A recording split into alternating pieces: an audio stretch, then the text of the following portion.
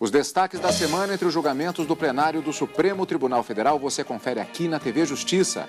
É o Plenárias que está começando agora.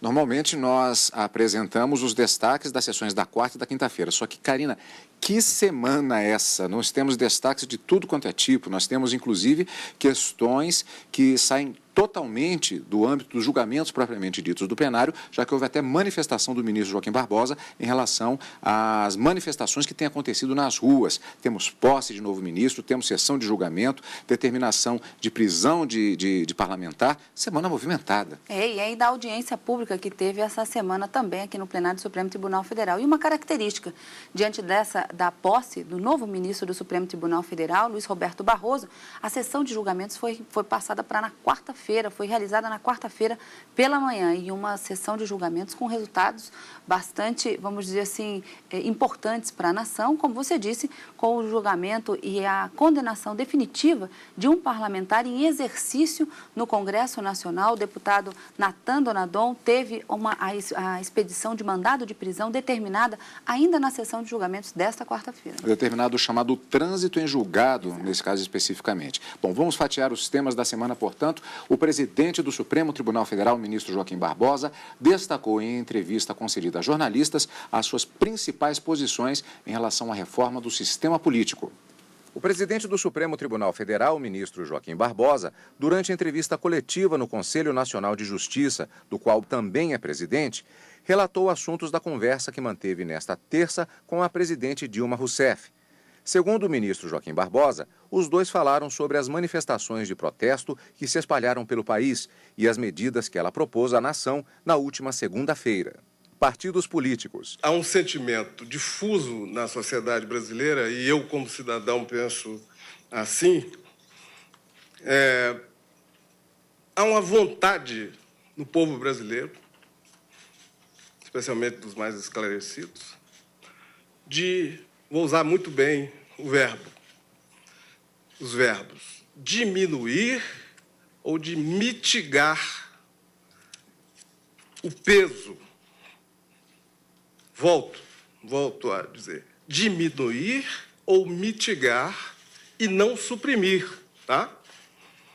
O peso da influência dos partidos políticos sobre a vida política do país e sobre os cidadãos. Essa me parece ser uma questão chave em tudo que vem ocorrendo no Brasil hoje.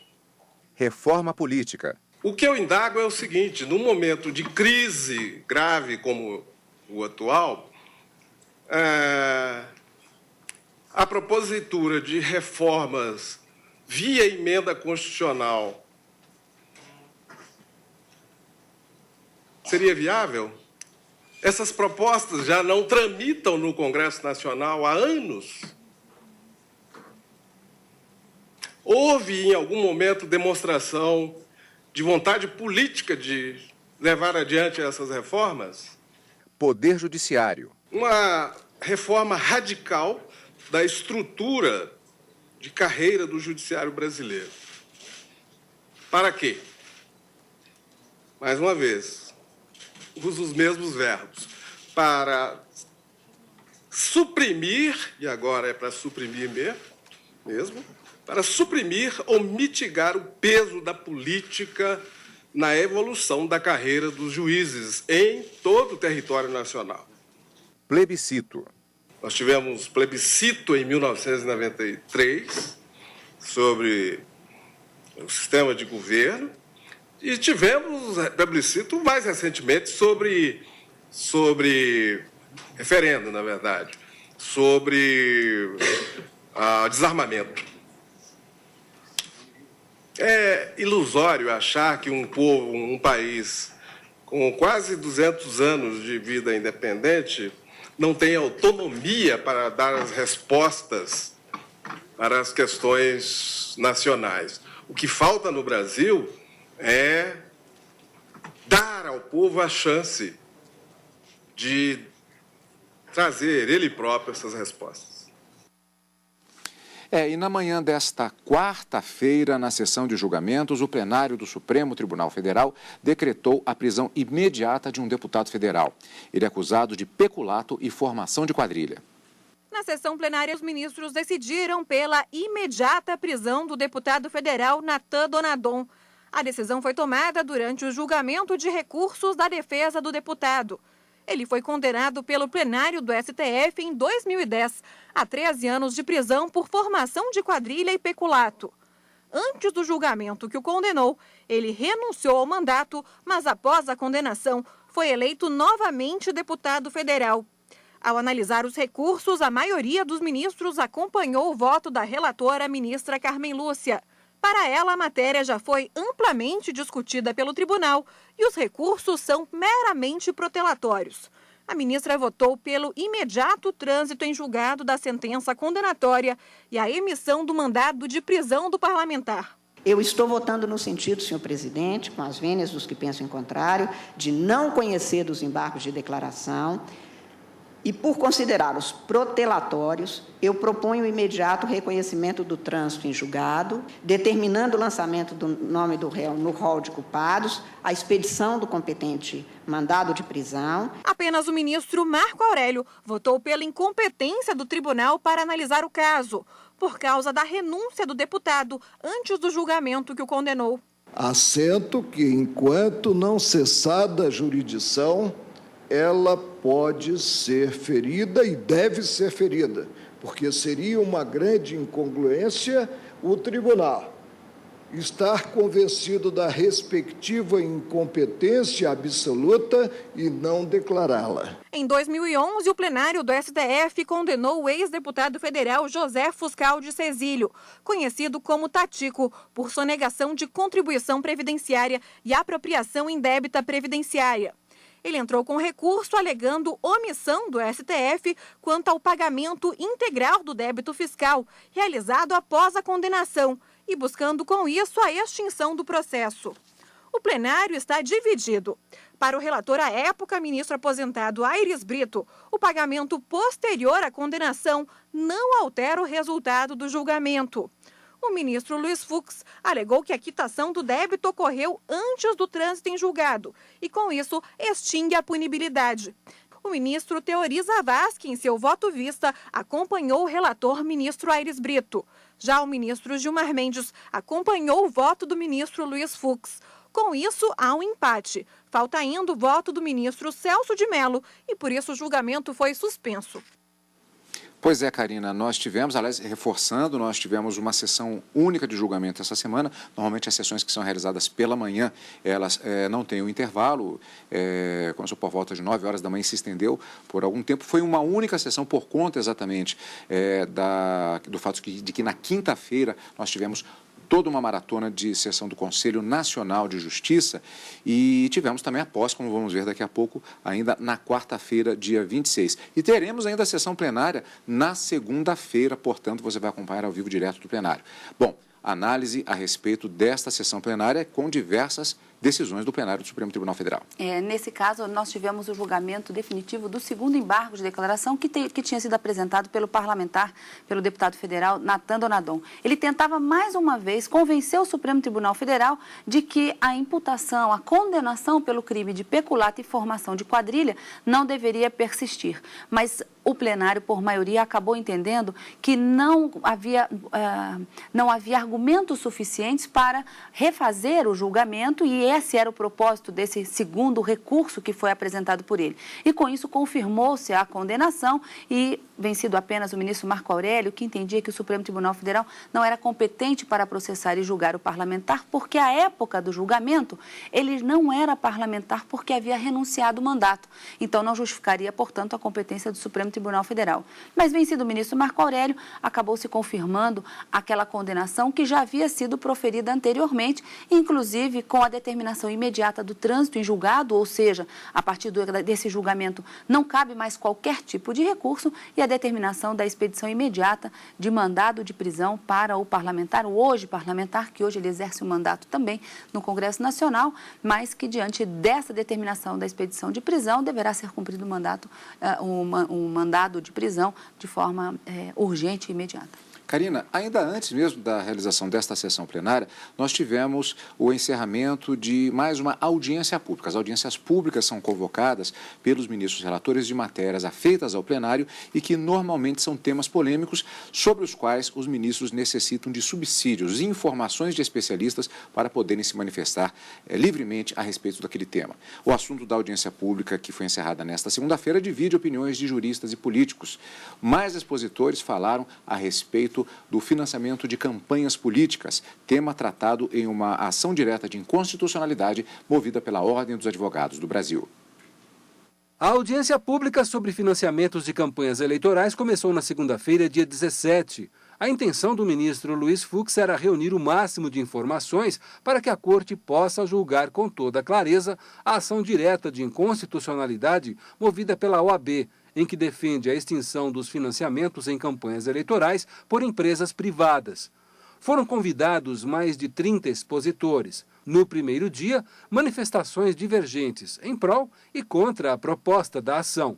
Não há nenhuma expressão transformando a empresa que tem a finalidade básica de buscar o lucro, ser ela eleitora e destinatária do dispositivo constitucional do sufrágio e de ser votado. O Instituto veio aqui não com uma posição absolutamente definida, mas numa provocação de reflexão a respeito desse tema.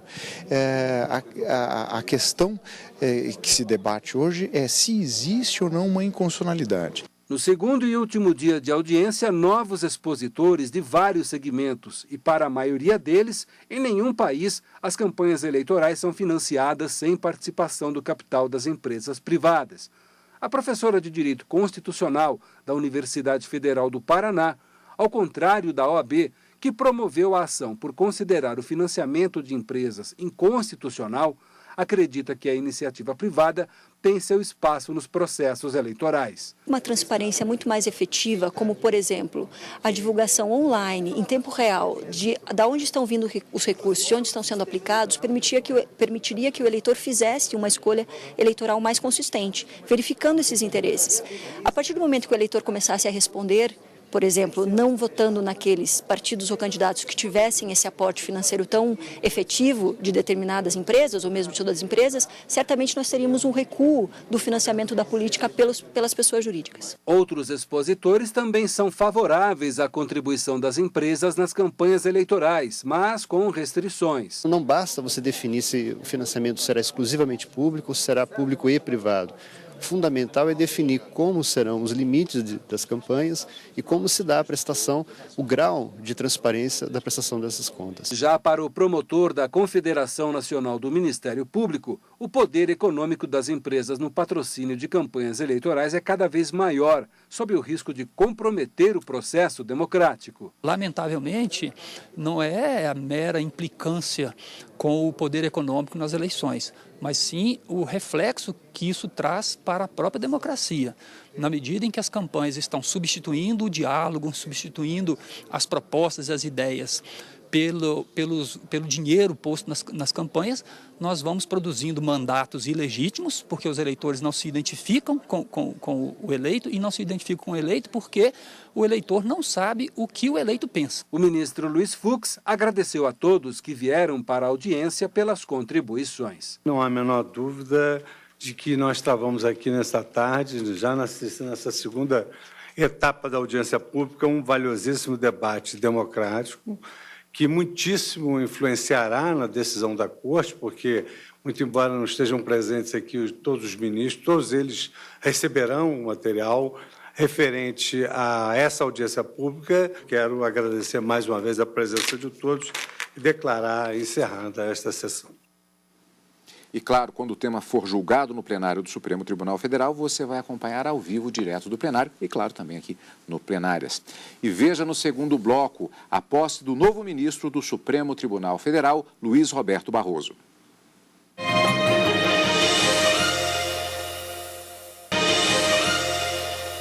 Plenárias está de volta. Entre os destaques da semana, o fato de que a composição do plenário do Supremo Tribunal Federal agora está novamente completa. Esta semana, o ministro Luiz Roberto Barroso, que tomou posse, deu uma entrevista exclusiva à TV Justiça, pouco antes da cerimônia de posse no plenário do STF. Ele falou da vida pessoal, dos mais de 30 anos de carreira como advogado e do desafio de ocupar uma das cadeiras da Suprema Corte. Vamos rever.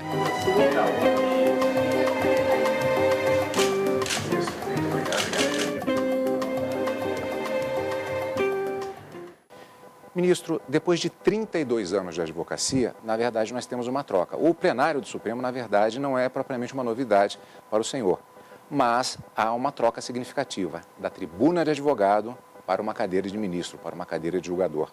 Qual é o impacto dessa mudança na vida? O impacto real eu ainda não sei exatamente. Mudar da beca para a toga é uma experiência que eu nunca vivi. E mesmo no Supremo, eu tradicionalmente estava na tribuna e não na bancada. De modo que eu provavelmente vou aprender com humildade e com muito empenho o ofício de julgar. Eu, durante toda a minha vida, fui advogado e professor e gostava muito dessas minhas duas atividades. Professor, eu espero, na medida do possível, continuar a ser, mas advogar, não mais. Ministro, me permita ir um pouquinho à raiz desse processo todo como advogado, culminando agora nesta posse como ministro do Supremo Tribunal Federal, que é uma história que se conta, o senhor já no início ainda da carreira como advogado, que o seu pai teria lhe dado um conselho que seria não dar desse negócio de estudar direito constitucional. Como é que é essa história mesmo, ministro? O conselho do meu pai era: meu filho precisa parar com esse negócio de fumar, de ser Flamengo, e esse negócio de direito constitucional também não vai levá-lo a lugar nenhum. Estuda processo civil, ele dizia. Bom, no tocante a fumar, é relativamente óbvio, as pessoas têm uma percepção geral de que o cigarro é um fator de risco para doenças e, portanto, os pais em geral se preocupam com isso. Flamengo é porque ele era fluminense e eu, logo que mudamos para o Rio, meus primos todos eram Flamengo e eu fui cooptado e me tornei rubro-negro desde quase a chegada, um pouco por culpa do meu pai, porque para ele me induzir a ser fluminense, teria que me levar regularmente ao Maracanã. Como eu ia com os meus primos, eu virei Flamengo porque era a minha circunstância. E a questão do direito processual é que, há uma geração passada, as pessoas imaginavam que a advocacia era o processo. E havia toda uma geração de grandes professores de direito processual e as pessoas sempre imaginavam a advocacia como uma atividade de litigiosidade, uma atividade a ser desenvolvida predominantemente em juízo. E, consequentemente, a matéria-prima essencial era o processo civil.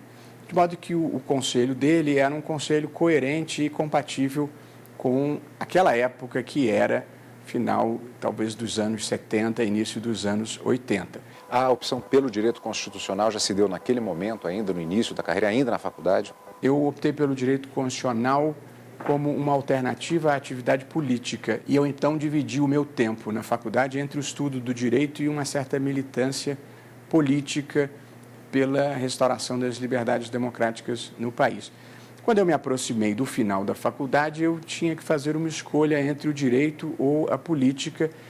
E aí, de certa forma, o direito constitucional faz esta fronteira. O direito constitucional e a Constituição fazem a interface entre o mundo político e o mundo jurídico. O senhor é apontado, até por dever de ofício, até por ser professor também, como alguém que tem uma linguagem muito fluente, inclusive nos seus livros, nas suas obras, de fácil compreensão, fácil intelecção, não apenas para os iniciados do direito. O senhor acredita que isso é uma tendência das novas gerações nesse sentido?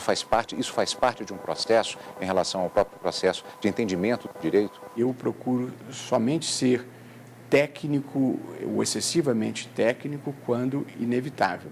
O normal da vida eu digo isso para os meus alunos, desde o primeiro dia de aula, a gente deve falar com sujeito, verbo, predicado e, sempre que possível, nessa ordem. Ninguém é mais inteligente por chamar habeas corpus de remédio heróico ou recurso extraordinário de irresignação derradeira.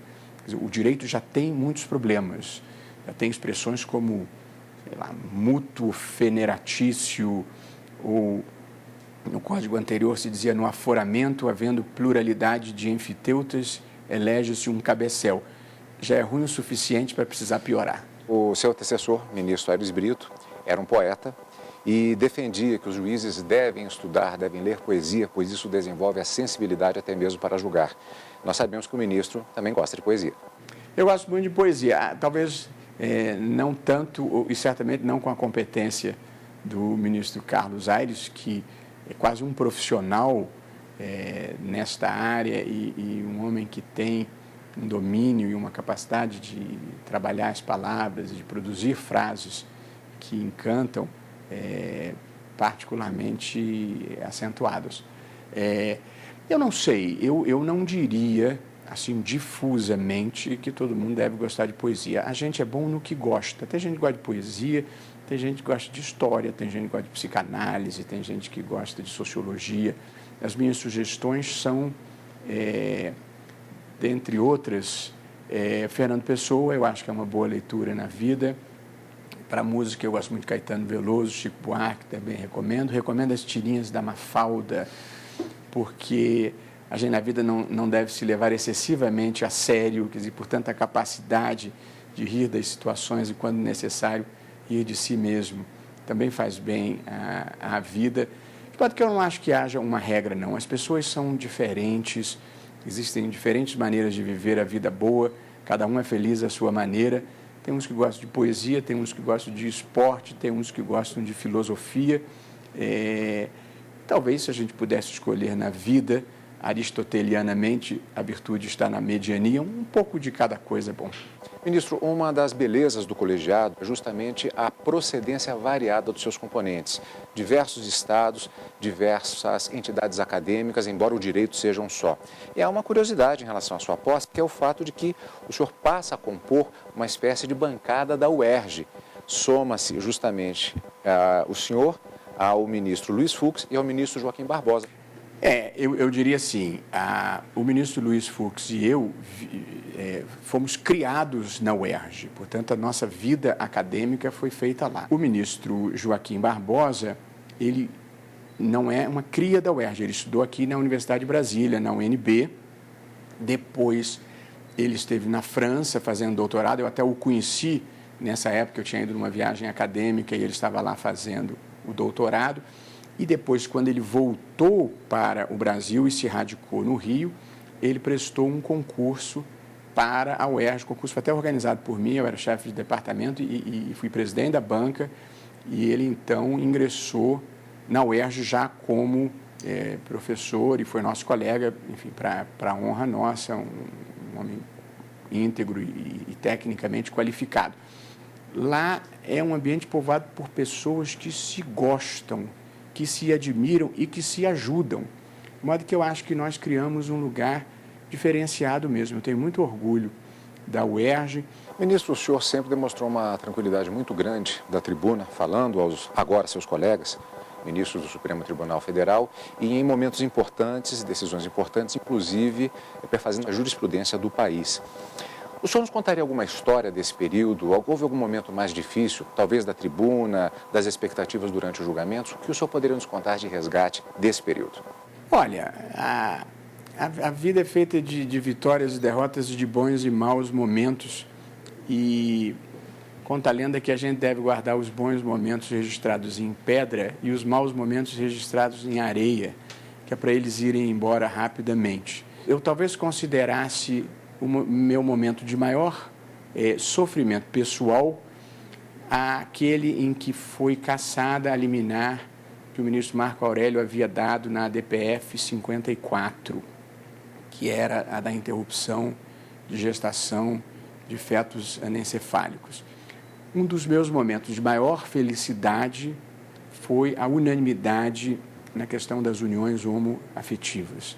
Do ponto de vista pessoal, possivelmente a vitória no caso de Cesare Battisti foi a mais gratificante, porque ali foi uma luta ladeira acima, extremamente incompreendida, a imprensa toda contrária, os formadores de opinião contrária, uma certa dificuldade de veicular exatamente o que tinha acontecido. Essas foram as causas de grande visibilidade, mas eu tive muitas vitórias em causas pequenas, tive derrotas em causas grandes. Uma vida completa não é feita só de vitórias. São páginas que foram escritas, inclusive, contribuindo para a própria história do Supremo Tribunal Federal, para a própria história do país. Agora, diante de si, o senhor tem páginas em branco de um livro que continuará a ser escrito. Insisto na pergunta, qual a expectativa daqui para frente? Bom, a minha primeira expectativa na relação comigo mesmo é de conseguir continuar a ser a mesma pessoa e, portanto, de continuar a cultivar os mesmos valores e as mesmas crenças que me trouxeram até aqui.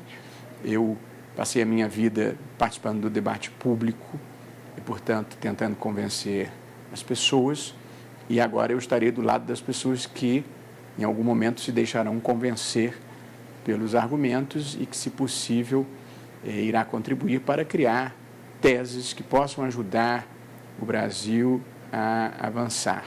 Quer dizer, as minhas crenças mais profundas são: eu creio no bem, creio na justiça, creio na tolerância, creio na igualdade essencial entre as pessoas, e tenho vivido por esta lógica e por esses valores e pretendo praticá-los no Supremo Tribunal Federal. A cerimônia de posse do novo ministro do Supremo Tribunal Federal, Luiz Roberto Barroso, aconteceu na tarde desta quarta-feira, dia 26. Como já dissemos, assim, fica completa novamente a composição da Suprema Corte Brasileira.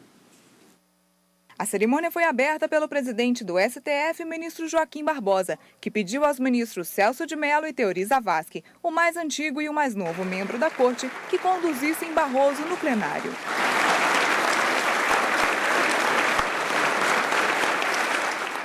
Após a execução do hino nacional pela cantora Ellen Oléria, Luiz Roberto Barroso prestou o compromisso de posse e foi declarado empossado pelo presidente do STF, ministro Joaquim Barbosa. Prometo bem e fielmente cumprir os deveres do cargo de ministro do Supremo Tribunal Federal em conformidade com a Constituição e as leis da República. Declaro empossado ministro do Supremo Tribunal Federal, Sua Excelência, o senhor ministro Roberto Barroso. Autoridades dos poderes executivo, legislativo e judiciário participaram da solenidade. Entre eles, o presidente da Câmara dos Deputados, Henrique Alves, o presidente do Senado, Renan Calheiros, e presidentes dos tribunais superiores. Os convidados confirmaram a competência do novo ministro, que para eles é um excelente constitucionalista. O ministro Luiz Roberto Barroso, ele é a própria essência da ascensão político-científica do direito constitucional no Brasil. Tanto a sua obra escrita, como a sua obra acadêmica, ele que é um professor emérito, um palestrante reconhecido em todo o Brasil, e principalmente um advogado militante das grandes causas da República. Uma grande colaboração para o tribunal, para a eficácia da Constituição, para a eficácia do direito. O Supremo Tribunal Federal recebe um grande jurista, um grande homem, um humanista. E tenho absoluta certeza que o ministro Barroso está à altura desse tribunal e terá, a exemplo do que tem no mundo acadêmico, uma atuação magnífica como magistrado. Indicado em maio pela presidente Dilma Rousseff e aprovado após a sabatina no Senado, ele é o quarto ministro indicado pela presidente Dilma. O mais novo membro da Suprema Corte é advogado constitucionalista e atuou em diversos casos julgados recentemente no Supremo. Barroso deixou o escritório de advocacia e o cargo de procurador do Estado do Rio de Janeiro para assumir o de ministro. E o ministro Luiz Roberto Barroso já deve participar da próxima sessão plenária do Supremo Tribunal Federal, que está marcada para acontecer na manhã desta segunda-feira, Karina. Isso, e o encontro marcado ao vivo com o direto do plenário nessa sessão extraordinária, encerrando o semestre judiciário. A expectativa é da participação, como você disse, do novo ministro. E por aqui fica esta edição do Plenárias. Obrigado pela companhia, como sempre, e continue aqui na TV Justiça.